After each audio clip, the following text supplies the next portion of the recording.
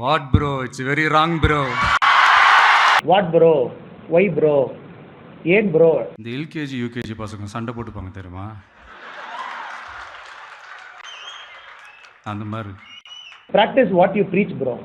அதாவது சொன்னதை நீங்க என்ன வாழ்க்கையில் நடந்துக்கிறீங்களோ அதே மாதிரி செய்யுங்க ப்ரோ அப்படின்னு விஜய் அவர்களுக்கு தமிழக பாரதிய ஜனதா கட்சி சார்பாக இந்த நேரத்தில் நான் வலியுறுத்துகின்றேன். இப்போ புதுசாக ஒரு பிரச்சனை ஒன்று கிளப்பி விட்டுட்டு இருக்கிறாங்க. மும்மொழி கொள்கை. இதை இங்கே செயல்படுத்தலைன்னா இந்த கல்விக்கான நிதியை நம்மளுடைய மாநில அரசுக்கு கொடுக்க மாட்டாங்களாம். இந்த எல்கேஜி யூகேஜி பசங்க சண்டை போட்டுப்பாங்க தெரியுமா? அந்த மாதிரி. கொடுக்க வேண்டியது அவங்களோட கடமை, இங்கே இவங்க வாங்க வேண்டியது இவங்களுடைய உரிமை. ஆனால் இவங்க ரெண்டு பேரும் இங்கே எவ்வளோ சீரியஸாக ஒரு பிரச்சனை ஓடிட்டு இருக்கு. இவங்க ரெண்டு பேரும் அதாங்க நம்ம பாசிசமும் நம்ம பாயாசமும், அதான் நம்ம அரசியல் இனிமையும் கொள்கை இனிமையும். ரெண்டு பேரும் என்ன பண்ணுறாங்கன்னா, ரெண்டு பேரும் பேசி வச்சுக்கிட்டு இந்த செட்டிங்லாம் பண்ணி வச்சுக்கிட்டு மாற்றி மாற்றி சோஷியல் மீடியாவில் ஹேஷ்டாக் போட்டு விளையாட்டுருக்குறாங்க.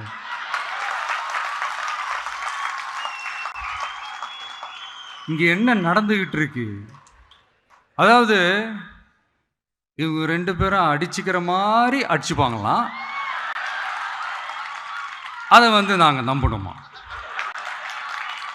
மக்கள் நம்பணுமா? What bro? It's very wrong bro.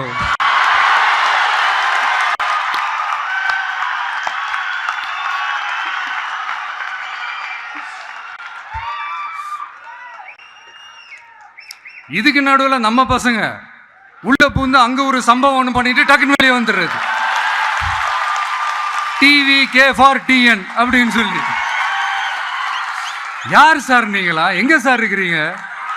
Sleeper cells மாதிரி.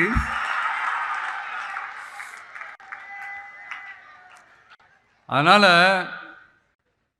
இதெல்லாம் மக்களுக்கு நாம சொல்லி புரிய வைக்க வேண்டிய அவசியமே கிடையாது. அவங்களுக்கே தெரியறதெல்லாம் எவ்வளவு பெரிய ஒரு ஏமாத்து வேலைன்னு. நம்ம ஊர் சுயமரியாதை ஊர்.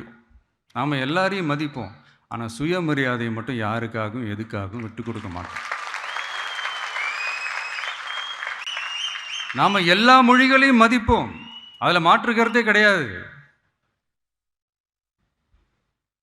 தனிப்பட்ட முறையில் யார் வேணாலும் எந்த ஸ்கூலில் வேணாலும் படிக்கலாங்க. உனக்கு எந்த மொழி வேணுமோ, எப்போ கற்றுக்கணுமோ, உனக்கு எப்போ தோணுதோ கற்றுக்கலாம். அதெல்லாம் அவங்கவுங்களுடைய தனிப்பட்ட ஒரு உரிமை. ஆனால் கூட்டாட்சி தத்துவத்தை மீறி மாநில தன்னாட்சி உரிமைக்கு எதிராக ஒரு மாநில அரசின் மொழி கொள்கையை, கல்வி கொள்கையை கேள்விக்குறியாக்கி வேறு ஒரு மொழியை வலுக்கட்டாயமாக திணிச்சா, அதுவும் அரசியல் ரீதியாக திணிச்சா எப்படி ப்ரோ?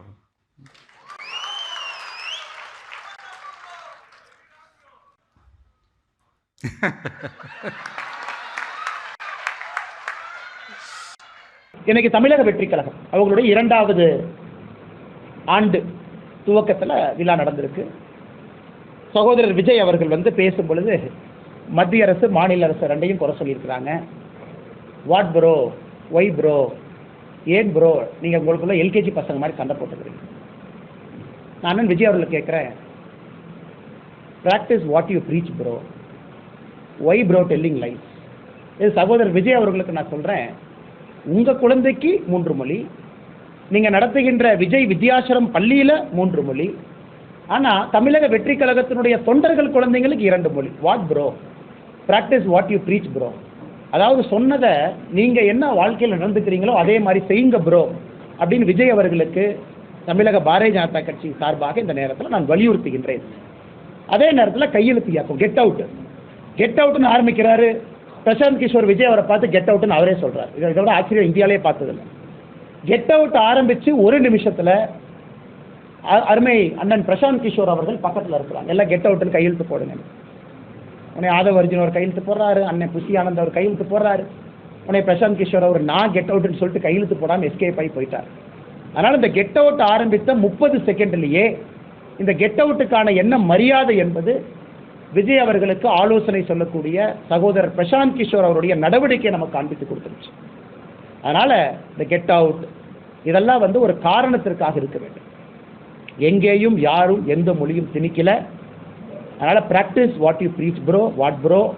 நீங்களே ஸ்டேஜில் ப்ரோன்னு பொய் சொல்லாமா ப்ரோ.